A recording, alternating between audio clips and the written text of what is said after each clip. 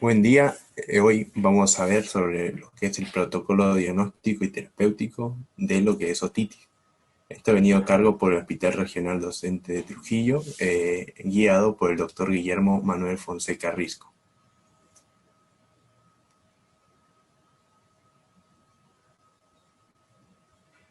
Siguiente, por favor.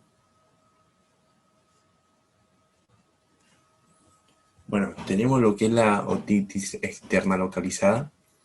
Para tener una orientación sobre ella, vamos a ver de que es una infección que se da en lo que es de la glándula pilosebácea en lo que es el tercio externo del conducto auditivo externo.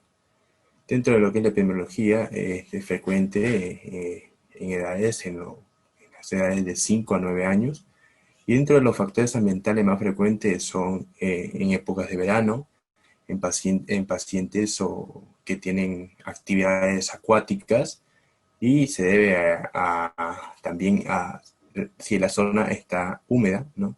Está en constante contacto con zona húmeda, ¿no? Siguiente, por favor.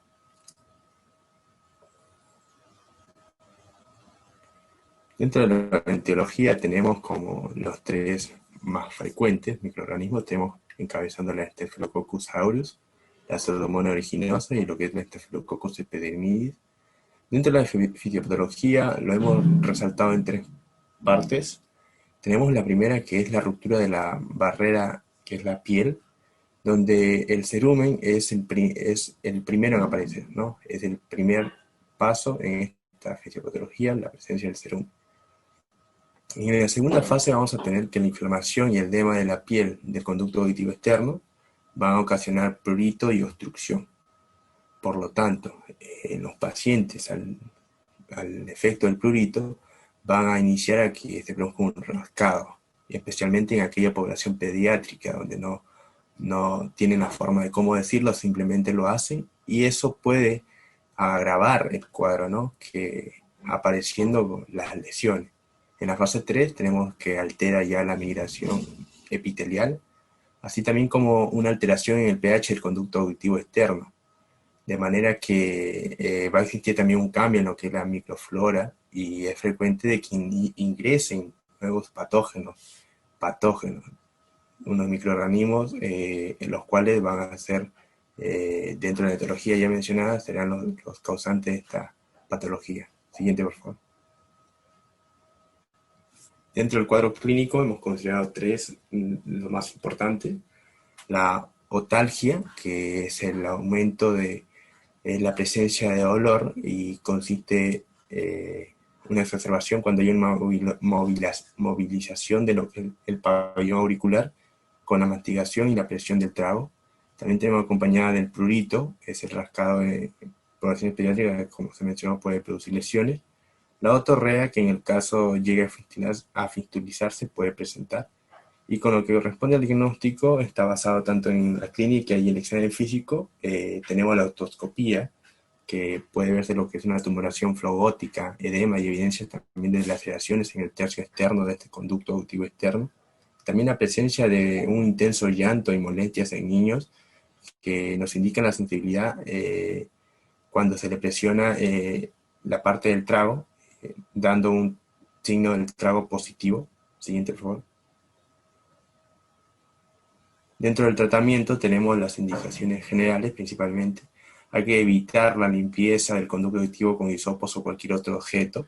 Evitar también el ingreso de agua al oído afectado. ¿Cómo lo hacemos? Colocándolo de algodón con glicerina antes de ingresar a la ducha, y retirarlo después del baño. También se puede secar solamente la parte externa de la oreja con una toalla de manera gentil. También abstenerse de realizar deportes acuáticos por 7 a 10 días, abstenerse de utilizar dispositivos auriculares y acudir a un establecimiento para evaluación y un control en 7 días. Con lo que respecta al tratamiento sintomático del dolor, en niños se considera paracetamol en suspensión oral, una dosis de 10 a 15 miligramos por kilodosis, vía oral se da cada 6 horas por 3 días, mientras que en el adulto se utiliza paracetamol en tabletas, 1 gramo vía oral por cada 8 horas por 3 días. Dentro de lo que es los antibióticos tópicos tenemos en niños el ciprofloxacino, 0,3 gotas ópticas. Estas se van a dar 2 a 3 gotas cada 8 horas por 7 días. Y en lo que corresponde al adulto, el mismo fármaco, en la misma concentración, serán 4 a 6 gotas cada 8 horas por 7 días. Aplicar, como recomendación, aplicar las gotas en el oído afectado con la cabeza inclinada hacia lo que es el lado contrario durante unos 3 minutos. Siguiente, por favor. Tenemos después unos puntos esenciales a tener en cuenta. Número 1, si al examinar se encuentra inflamación del conducto auditivo externo, agregar glucocorticoides como el ciprofloxacino al 0,3 que se mencionó, más la hidrocortisona al 1%. Esto se encuentra en lo que es gotas ópticas. Para los niños vamos a tener que es de 2 a 3 gotas cada 8 horas por 7 días, como mencionado, y en los adultos a las 4 a 6 gotas cada 8 horas por 7 días mencionadas. También tenemos el otro caso especial, que es el número 2, cuando es recidivante, donde se le va a agregar un betalactámico sistémico, como es la cloxacilina. En niños es una suspensión oral, va de lo que 50 a 100 miligramos kilo por día, cada 8 horas, y en lo que es adultos va de 500 miligramos cada 8 horas por 10 días. En el caso de que exista recurrencia o el paciente sea inmunodeprimido, se podría plantear la toma de un cultivo para un tratamiento más específico. En lo que es el caso especial número 3, tenemos si existe antecedente de perforación timpánica, se va a colocar lo que son gotas ópticas, que son la neomicina de 3,5 miligramos y la polimicina, y más una fluocinolona. En lo que es los niños será de 2 a 3 gotas cada 8 horas, y en lo que son los adultos 4 a 6 gotas cada 8 horas, esto por 7 días. Siguiente, por favor. Bien, entonces para continuar, tenemos a la otitis externa difusa, la cual, bueno, es una patología que compromete la epidermis, la dermis y el tejido celular subcutáneo del conducto auditivo externo. Generalmente eso por causa infecciosa y que se va a caracterizar porque hay celulitis con inflamación aguda y edema. Vamos a ver también que en un 90% de los casos se sostienen una etiología bacteriana, y también aparte se le va a denominar lo que es oído del nadador. Dentro de la etiología, los microorganismos más frecuentes que encontramos tenemos a la Pseudomonas aeruginosa y el Staphylococcus aureus. Y bueno, en cuanto a la fisiopatología, vamos a ver que el daño exógeno y endógeno van a conllevar a una disminución de la elasticidad de la piel del conducto y también a lo que es una atrofia de las glándulas sebáceas y ceruminosas, y esto va a conllevar a una pérdida de la secreción protectora, junto que vamos a ver que junto con factores que alteren el pH, dentro de ellos incluyen lo que son piscinas, erosiones, manipulaciones. Todo esto sumado, vamos a ver que va a ser parte de la fisiopatología de la otitis externa difusa. Siguiente, por favor. Con respecto al cuadro clínico, aquí vamos a ver que el síntoma principal van a ser la otalgia y la otorrea, que se caracteriza por ser líquida y profusa. También puede haber hipoacusia en el caso de que exista estenosis del conducto auditivo externo, esto por inflamación, y también a veces se suele acompañar de lo que es fiebre y linfadenitis regional. En cuanto al diagnóstico, este está basado en lo que es la clínica y el examen físico. En la otoscopía, bueno, se puede evidenciar un canal auditivo externo eritematoso, congestivo y estenosado. Y en la parte del examen físico vamos a ver el signo del trago positivo. Siguiente. Con respecto al manejo, tenemos que el primer objetivo es la de permeabilizar el conducto auditivo externo. Esto realizando lo que es un aspirado de la otorrea. Y en cuanto al tratamiento farmacológico, tomamos diferentes puntos, ¿no? Primero el sintomático para el dolor. En el caso de niños, vamos a dar paracetamol en suspensión oral de 10 a 15 miligramos por kilogramos por dosis, vía oral cada 6 horas por 3 días.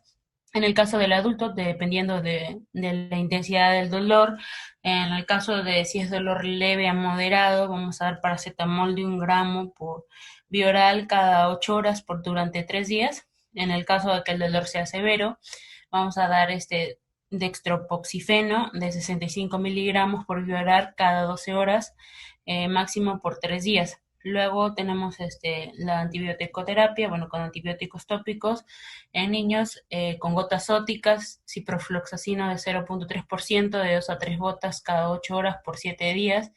Y en el caso de, como ya vimos anteriormente, no, si es que hay inflamación, se le agrega un glucocorticoide, la hidrocortisona, en este caso el 1%, también, ¿no? Se da junto con el ciprofloxacino el 0,3%, de 2 a 3 gotas cada 8 horas por 7 días.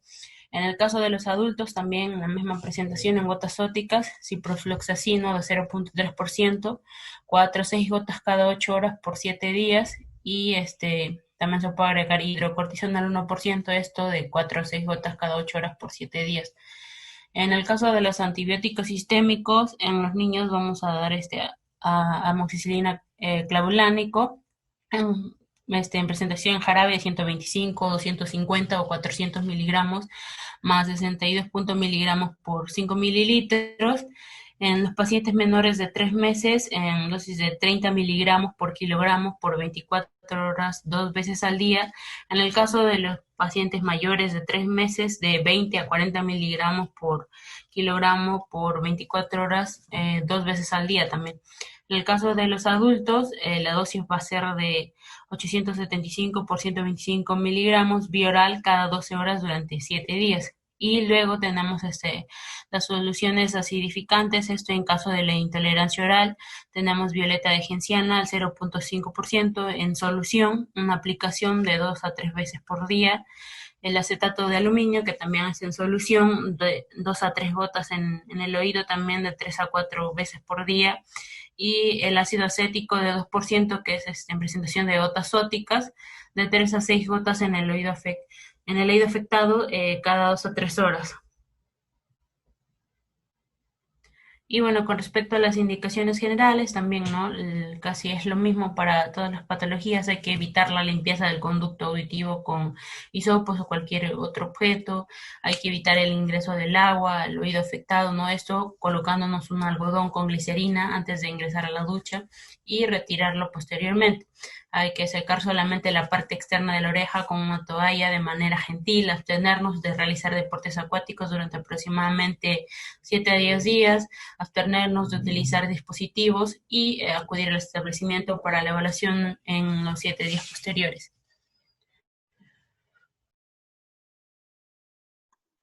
Continuando con la exposición, ahora vamos a tratar el tema de otitis externa por micosis. Esta es una infección fúngica del conducto auditivo externo en donde los factores de riesgo que vamos a encontrar va a ser un fallo de los mecanismos de defensa como son la alteración del epitelio de revestimiento, cambios en el pH, modificación cualitativa y cuantitativa del cerumen. Además, tenemos que encontrar factores ambientales como calor y humedad excesiva. También podemos encontrar microtraumatismos, también en casos de exposición prolongada al agua, en caso de también de enfermedades dermatológicas como son la dermatitis seborreica o dermatitis por contacto, en psoriasis y eczemas. También puede deberse al uso de dispositivos auditivos o en niños en casos de infecciones asociadas o uso prolongado de antibióticos o corticoides tópicos. En cuanto a su etiología, acá vamos a encontrar lo que es el Aspergillus niger y la Candida albicans. Siguiente. En cuanto a la fisiopatología, acá vamos a encontrar que va a haber una falla en los mecanismos de defensa, como ya hemos mencionado. También va a haber factores ambientales, traumas o exposición prolongada al agua o enfermedades asociadas. Esto va a hacer que haya una sobrepoblación de lo que son los hongos que hemos mencionado, es decir, el Aspergillus niger y la Cándida, lo cual cuando van a sobrepoblarse va a causar una otitis externa micótica. El cuadro clínico característico vamos a encontrar un prurito intenso, otalgia y plenitud auricular. Y en la otoscopía vamos a encontrar en el conducto auditivo externo tapón de hifas, cerumen y restos epiteliales. Si encontramos un aspecto algodonoso, como vemos en la imagen de la derecha, estaremos frente a un posible etiología de Candida albicans. Pero si encontramos hifas negruzcas, como vemos en la imagen siguiente, estaremos frente a una posible etiología de Aspergillus niger. En cuanto a la membrana timpánica, en esta patología no va a estar afectada, es decir, va a estar indemne. Y el diagnóstico se va a realizar mediante el examen físico, la microscopía directa y el aislamiento del agente en cultivo.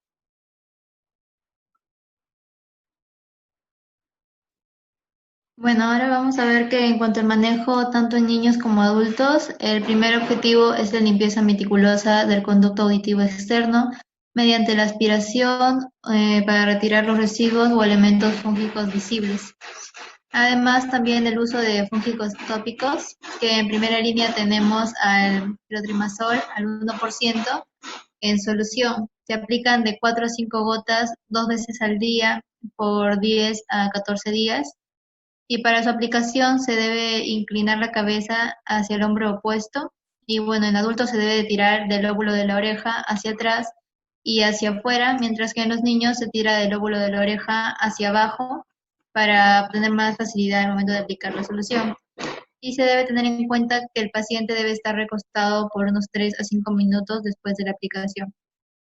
También se puede optar por el clotrimazol al 1% en crema, que es una aplicación cada 8 a 12 horas, y el clotrimazol 10 miligramos por mililitro en pulverización cutánea, que es una aplicación cada 8 a 12 horas. En la segunda línea tenemos al miconazol al 2%, que se aplica 2 veces al día por 10 a 14 días, y se debe indicar solamente en niños mayores de 2 años. Y bueno, en la alternativa, en caso de pacientes alérgicos a imidazoles, está la nistatina a 10.000 unidades internacionales en crema, que se aplica con un hisopo de algodón 3 veces al día en los próximos 14 días, a las 8 de la mañana, 1 de la tarde y a las 9 de la noche. Ya bueno, también se debe discutir el caso de soluciones acidificantes, como el ácido acético al 2%, que son gotas ópticas de 3 a 6 gotas en el oído afectado cada 2 a 3 horas. También el ácido de aluminio en solución, que se aplica 2 a 3 gotas en el oído 3 o 4 veces al día. El alcohol boricado, que es de 3 a 4 gotas cada 6 a 8 horas de 5 a 7 días. Y bueno, estos van a estar contraindicados en niños menores de 3 años o en pacientes con perforación timpánica o heridas en el conducto auditivo externo. Debemos tener en cuenta que no se debe de usar los dedos o hisopos, toallas, algodones ni otros objetos para limpiar el canal auditivo externo, ya que debemos recordar que este se limpia solo. También debemos de evitar el contacto con agua colocando una bola de algodón inmerso en aceite de bebé Johnson, como lo había mencionado antes mi compañero. También se debe evitar los deportes acuáticos durante 7 a 10 días después del término del tratamiento. Y en caso del paciente practique estos deportes, debe usar una secadora de cabello para secar la humedad del conducto auditivo externo, o también se puede optar por el uso de tapones. También no se debe usar audífonos hasta que la secreción haya cedido. Y bueno, luego del tratamiento se debe realizar la reevaluación, y si en la otoscopía se evidencian detritos fúngicos, se debe realizar una limpieza meticulosa del conducto auditivo externo y repetir el ciclo de antifúngicos con clotrimazol al 1% en solución, en la dosis que había mencionado antes, de 4 a 5 gotas, 2 veces al día por 10 a 14 días. Y si vuelve a aparecer la enfermedad, se debe derivar a un otorrinolaringólogo.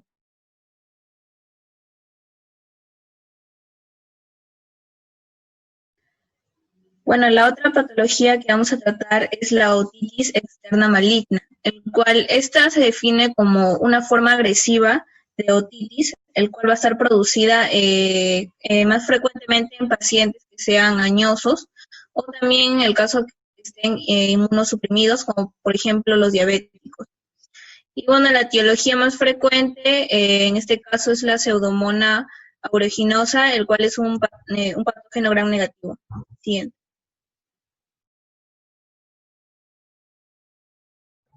Con respecto a la fisiopatología, bueno, se menciona que es frecuente en verano y hay gran virulencia de las bacterias Pseudomonas aeruginosa, que esta esta va a producir endotoxinas y neurotoxinas que van a ser las responsables de la neuropatía craneal múltiple periférica. Esto a su vez va a conllevar a una vasculitis necrotizante que contribuye a la destrucción de tejidos locales y también al inicio de la fagocitosis. Se presenta también infección que se origina en el conducto auditivo externo con formación de tejido granulomatoso a nivel de la unión osteocartilaginosa. Este llega a sobrepasar el revestimiento cutáneo y progresa hasta formar condritis o osteomielitis. Y la infección se disemina hacia la fosa intratemporal, hacia la glándula parótida y hacia el foramen estilomastoideo, afectando el nervio facial y también algunos pares craneales como el noveno, décimo, onceavo y doceavo. Dentro de sus complicaciones intracraneales están los siguientes: trombosis de los senos venosos, meningitis y abscesos cerebrales. Sí. Bueno, algunas recomendaciones que también nos dan es que en el caso de que la enfermedad solamente esté limitada a la piel o al cartílago subyacente, solamente debe realizarse el tratamiento hasta que el tejido de granulación desaparezca y se describa que ya hay una piel normal. Y bueno, a partir de esto ya se va a continuar con antibióticos por 7 días. Y bueno, en caso de que haya ya la presencia de osteomielitis, la terapia con antibióticos ya no será menor a las 6 semanas, dado que ya la interrupción precoz se asocia con recurrencia. Y bueno, algunos antibióticos que son los más utilizados, tenemos primero las fluoroquinolonas, como en el caso del ciprofloxacina, y bueno, también otra alternativa tenemos las cefalosporinas, como el caso de la ceftazidima, o los betalactámicos, como por ejemplo la piperacilina o el tazobactam, el cual van a tener cobertura antipseudomónica y bueno, van a estar asociados o no con aminoglucósidos, como por ejemplo la amicacina. También otra alternativa que se utiliza es el oxígeno hiperbárico, el cual se va a reservar en el caso de la evolución poco satisfactoria ante la terapia de los antimicrobianos.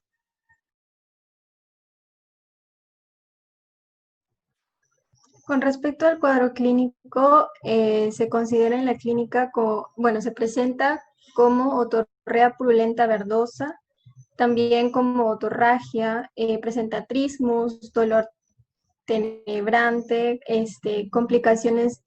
puede haber complicaciones sépticas endocraniales y afección de los pares craneales, como ya lo había mencionado anteriormente. Para su diagnóstico se realiza la otoscopía, evidenciando que hay necrosis del conducto auditivo externo, hay presencia de granulaciones en el piso y hay secuestros óseos. Y dentro de esa evolución se menciona que hay efracción de la celulitis y esta va a ser dolorosa. Hay presencia de tejido de granulación, hay presencia de condritis, de osteitis en la base del cráneo y hay generalmente parálisis de los pares craneales.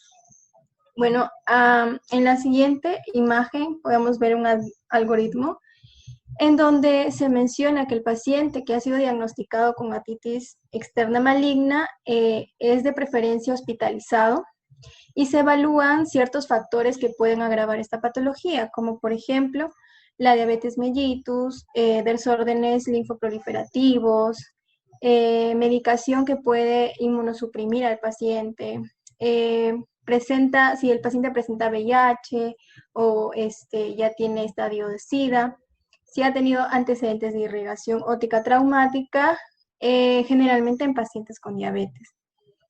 De acuerdo a esto, se le da las indicaciones, que dentro de ellas están, en las medidas generales, un reposo relativo, una dieta completa, una vía periférica o vía salinizada. En el segundo se considera dentro de la antibiótico-terapia como primera opción al ciprofloxacino de 750 miligramos. Se le aplica endovenoso cada 12 horas o endovenoso por 6 a 8 semanas. Dentro de las alternativas, consideramos a la ceftazidima 1 gramo cada 8 horas endovenoso por 6 a 8 semanas y la piperacillina tazobactam 4 gramos cada 8 horas endovenoso por 6 a 8 semanas. Dentro de los coadyuvantes que puedan ayudar a los antibióticos están considerados la terapia con oxígeno hiperbárico, el control estricto de la glucosa y una limpieza óptica. A su vez o a la par se hace la evaluación del paciente si es que presentaría osteomielitis y cómo éste responde al tratamiento.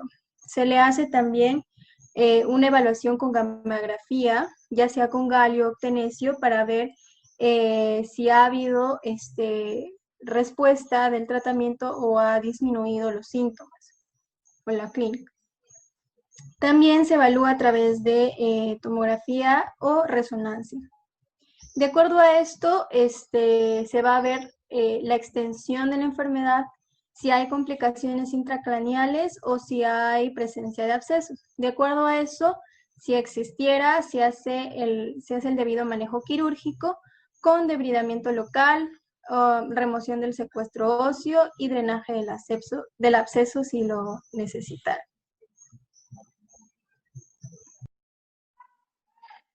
Bueno, continuando con el otitis media aguda, esta es un proceso inflamatorio de recubrimiento mucoperióstico del oído medio, el cual se va a encontrar acumulación de efusión retrotimpánica. Va a tener un cuadro de inicio súbito con duración menor a 3 semanas. Bueno, en cuanto a la epidemiología, la incidencia va a ser muy elevada en niños pequeños, entre los 6 meses de edad hasta los 4 o 5 años en un 60-70%, mientras que en los adultos la incidencia es mucho menor del 1%. Esta incidencia va a verse disminuida ya que va a haber lo que es la introducción de la vacuna neumocócica y bueno, también en cuanto... Siguiente. En cuanto a su etiología, los patógenos más frecuentes que se presentes en la otitis media aguda son el Streptococcus pneumoniae, el Haemophilus influenzae y la Moraxella catarrhalis, siendo los patógenos similares en los adultos y en los niños, ¿no? En total, el Streptococcus pneumoniae y la Haemophilus influenzae, ambos van a ser responsables del 50-60% en los casos pediátricos de la otitis media aguda, mientras que la Moraxella catarrhalis es solo del 3 al 14%. Tenemos entre otros patógenos menos implicados, como es el Streptococcus pyogenes del grupo A o el que se encuentra en una otitis media aguda grave, un Staphylococcus aureus más frecuente en los adultos, o también entre otros como la E. coli o la Pseudomonas aeruginosa, ¿no? La infección, es importante mencionar que la infección vírica de las vías respiratorias superiores va a ser un factor predisponente para la otitis media aguda. Sin embargo, se considera que esta va a tener un proceso fundamentalmente bacteriano. Bueno, respecto para la fisiopatología, es importante tomar en cuenta los factores de riesgo, ¿no? Entre ellos, bueno, se dice que es multifactorial, pero va a desempeñar un papel primordial lo que es la ventilación de la trompa de Eustaquio. Va a darse tanto en el niño como en el adulto. Los cambios anatómicos que van a generarse en la adolescencia, como el descenso del paladar blando, mejoran la función de la trompa y contribuyen a que haya una disminución de la incidencia de la otitis media aguda en la vida adulta. Y bueno, también puede generarse obstrucción anatómica o funcional de esta estructura. Puede haber presencia también de enfermedades inmunológicas o puede también, como vemos en el cuadro de abajo, dividirse, ¿no?, en factores ambientales o del huésped. En ambientales tenemos la asistencia a guarderías, lactancia materna ausente o menor a 3 meses, exposición a humo de tabaco, o, bueno, estos cuadros suelen verse generalmente en lo que es meses de invierno, ¿no? En los factores ya netamente del paciente, del huésped, son genéticos, bueno, como ya mencioné, las inmunodeficiencias, presencia de atopía, y también se ha visto en relación con el reflujo gastroesofágico y algunas malformaciones congénitas como el paladar hendido y el síndrome de Down. Otro factor, bueno, es la raza, que es mayor en el sexo masculino, y bueno, tener antecedentes familiares, ¿no? También. En cuanto a la fisiopatología, como vemos en el cuadro de la derecha, inicia con una infección del tracto respiratorio superior, en su mayoría vírica. Esto va a ocasionar una inflamación de la nasofaringe y de la tuba auditiva, que ocasiona el aumento de los mediadores inflamatorios. Debido a ello, va a haber un aumento de la colonización bacteriana y la adherencia al epitelio, con disminución del barrido mucociliar a nivel local, ¿no? Y esto genera lo que es una disfunción tubaria, que va a desarrollar presión negativa en el oído medio y como consecuencia la sobreproducción de moco. Ello va a conllevar al reflujo de los fotopatógenos y virus desde la nasofaringe hacia el oído medio, y va a haber una respuesta inmune e inflamatoria local, produciendo aún más el pus, ¿no? Y esto genera los signos y síntomas de la otitis media aguda. Siguiente, por favor. En cuanto al cuadro clínico, se manifiesta como otalgia asociada a signos inflamatorios con o sin hipertermia, frecuentemente durante la evolución de una infección respiratoria viral. Los síntomas que son más frecuentes es la otalgia, la fiebre e irritabilidad. Y los signos clásicos son la otorrea y o inflamación de la membrana timpánica, el engrosamiento y abombamiento de la misma, opacidad, presencia de bulas, como en la meningitis bulosa, coloración blanco-amarillenta y bueno, la ausencia de movimiento o poco movimiento de la membrana timpánica al realizar la neumotoscopía o las maniobras de Valsalva. Para el diagnóstico son básicamente 3 criterios, que incluye un inicio brusco, súbito de esta inflamación y exudado del oído medio. También tenemos a los signos o síntomas de inflamación del oído medio, como el eritema de la membrana timpánica y la presencia de la efusión del oído medio, ¿no?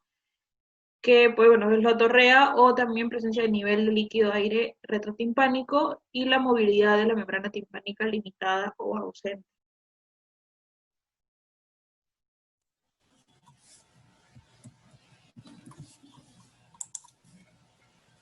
En cuanto al manejo pediátrico, vamos a tener un manejo pediátrico y un manejo para adultos. En cuanto al manejo pediátrico, lo importante aquí es controlar el dolor y darle al paciente un tratamiento antibiótico. El manejo del dolor lo vamos a hacer con ibuprofeno, con una dosis de 5 a 10 miligramos por kilogramo, cada 6 a 8 horas, y el paracetamol en una dosis de 10 a 15 miligramos por kilogramo cada 6 a 8 horas. Como antibióticos vamos a dar de primera línea la amoxicilina, que tiene una presentación en jarabe de 125, 250, 500 y 750 miligramos por 5 mililitros. La dosis va a ser de 90 miligramos por kilogramo cada 12 horas por 7 a 10 días. La dosis máxima que se le puede dar es una dosis de 3 gramos cada 24 horas y va a estar indicado solamente en los pacientes menores de 6 meses de edad con una sospecha o certeza de una otitis media aguda, en lactantes de 6 a 2 años de edad si tienen una certeza o sospecha de una otitis media aguda con antecedentes de cuadro catarral, en los niños mayores de 2 años con criterios de severidad o una otitis media bilateral u otorrea. También se le va a dar en los niños con una otitis media aguda grave si presentan como sintomatología la fiebre mayor de 39 grados centígrados, otalgia intensa, otorrea o una otitis media aguda bilateral. Las situaciones especiales, aquí se le va a agregar a la amoxicilina ácido clavulánico. La presentación va a ser de 125, de 250 y de 400 miligramos. Más 62.5 miligramos por 5 mililitros. Aquí se le va a dar a los menores de 3 meses una dosis de 30 miligramos por kilogramo cada 24 horas, 2 veces al día. Y a partir de los 3 meses va a ser una dosis de 20 a 40 miligramos por kilogramo por 24 horas, 2 veces al día. Las indicaciones aquí van a ser el uso terapéutico en aquellos pacientes de 48 a 72 horas y los pacientes que son alérgicos a las penicilinas. También va a haber un alto, en las indicaciones, alto riesgo de resistencia a la amoxicilina en aquellos pacientes que han recibido beta-lactámicos por 30 días, una historia de una otitis media aguda recurrente con más de 3 episodios en 6 meses o 4 episodios en 12 meses. También aquellos pacientes que tienen signos de enfermedad grave, que presenta como síntomas otalgia intensa, una temperatura mayor de 39 grados centígrados. También en el caso de que los pacientes sean alérgicos a los que son betalactámicos, le vamos a dar macrólidos, como es el caso de la citromicina, cual presentación es de jarabe de 200 miligramos por 5 milímetros y la dosis va a ser de 10 miligramos por kilogramo por día en el primer día, y a partir del segundo al quinto día le vamos a dar una dosis de 5 miligramos por kilogramo. Las indicaciones aquí van a ser, el tratamiento va a ser por más de 7 días en aquellos niños que tienen 2 años o sean mayor de 2 años, donde la membrana timpánica va a estar intacta, aquellos pacientes que no van a tener una historia previa de otitis media aguda, y el tratamiento por 10 días se le van a dar a aquellos pacientes que tienen menos de 2 años, donde la membrana timpánica va a estar perforada y va a tener una historia previa de una otitis media aguda. En cuanto al manejo de adultos, le vamos a dar un tratamiento sintomático con analgésicos, que es para el dolor, y también un tratamiento antibiótico. En el caso de que el paciente tenga un dolor leve, le podemos dar acetaminofén de 500 miligramos vía oral cada 8 horas por 3 días. En el caso de que nuestro paciente llegue con un dolor moderado, le podemos dar ibuprofeno de 400 miligramos vía oral cada 6 horas por 3 días. En lo que es el antibiótico, lo vamos a tratar en aquellos pacientes con una otitis media aguda, leve, moderada, lo vamos a tratar con amoxicilina y ácido clavulánico con vía oral con una presentación de 875 sobre 125 miligramos. Le vamos a dar 12 horas por 7 días, por 12 horas por 7 días. En aquellos pacientes que tengan alergia a penicilina o fracaso al tratamiento anterior, lo vamos a dividir en aquellos pacientes que tienen tolerancia a las cefalosporinas y en aquellos que no toleran las cefalosporinas. Aquellos que toleran las cefalosporinas se les puede dar la ceftriaxona, cefdinir, cefpodoxima y la cefurozima. En el caso de la ceftriaxona, le vamos a dar una dosis de 1 a 2 gramos endovenosa o 1 gramo intramuscular cada 24 horas durante 3 días. O le podemos dar el cefdinir de 300 miligramos por vía oral cada 12 horas o 600 miligramos cada 24 horas. O también podemos optar por el cefpodoxima de 200 miligramos por vía oral cada 12 horas. En el caso también se le podría dar cefurozima de 500 miligramos vía oral cada 12 horas. En aquellos pacientes que sí no toleran lo que es la cefalosporina, le podemos dar la doxiciclina de 100 miligramos por vía oral cada 12 horas o la citromicina de 500 miligramos por vía oral cada 24 horas el primer día. Y después le vamos a dar 250 miligramos vía oral en el segundo al quinto día. Otra opción también sería la claritromicina de 500 miligramos por vía oral cada 12 horas. En el caso de que todos estos fármacos anteriores no estén disponibles, se les podría dar la levofloxacina de 500 miligramos por vía oral cada 24 horas durante 5 a 10 días o moxifloxacino de 400 miligramos por vía oral cada 24 horas durante unos 5 a 10 días. Hay que tener en cuenta que no se recomienda el uso de gotas óticas debido a que no se ha demostrado beneficio, y en el caso de la otitis media aguda unilateral recurrente, o sea, en aquellos pacientes que tienen más de 2 episodios durante 6 meses, es necesario interconsulta con otorrinolaringología para una evaluación más compleja. Quien le va a solicitar una nasofaringoscopía con fibra óptica acompañado de una resonancia magnética con contraste de la base del cráneo y de la nasofaringe. Gracias.